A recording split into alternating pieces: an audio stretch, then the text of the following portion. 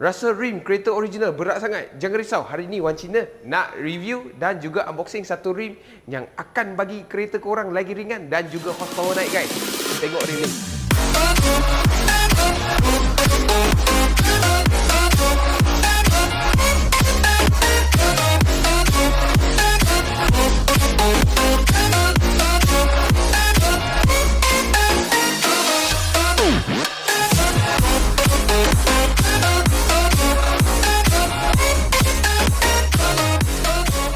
Okay guys, awal video tadi Wan Cina cakap naik horsepower, sebenarnya tak lah. Tapi rim ni adalah ringan untuk kereta, memang naikkan acceleration dan juga lagi ringan lah untuk kereta. Cakap naik horsepower tu tak pernah dyno, tak tahu lagi. Okay.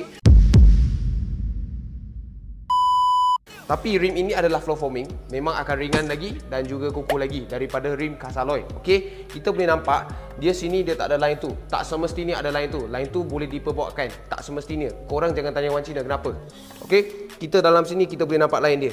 Tak semestinya dekat luar. Okey, itu semua boleh buatnya. Okey, so kita tengok berapa berat untuk rim ini dulu, kita timbang, bagi nampak sikit perbezaan berat dia untuk yang floor forming. Okey. Okey, kita timbang dulu. Berat dia adalah 12.3 kilo sahaja untuk rim Motec MCR 14 19 inci. Okey, ini adalah warna bronze. Ada banyak warna juga ada. Hari itu ada customer tanya Wan Cina, warna putih ada ke tak? Warna putih adalah ada sahaja untuk luar negara. Malaysia tak masuk lagi. Tapi kalau nak kita boleh tolong cakkan lah, macam rim baru juga. Okey, so itu sahaja untuk video kali ni. Wan Cina nak review juga rim Motec MCR 14 ni yang sesuai untuk banyak kereta lagi yang ada di luar sana. Okey, so kalau korang suka video kali ni, tolong like, share dan komen kat bawah apa yang korang nak tengok seterusnya. Macam biasa, cari rim, cari Wan Cina. Thank you guys.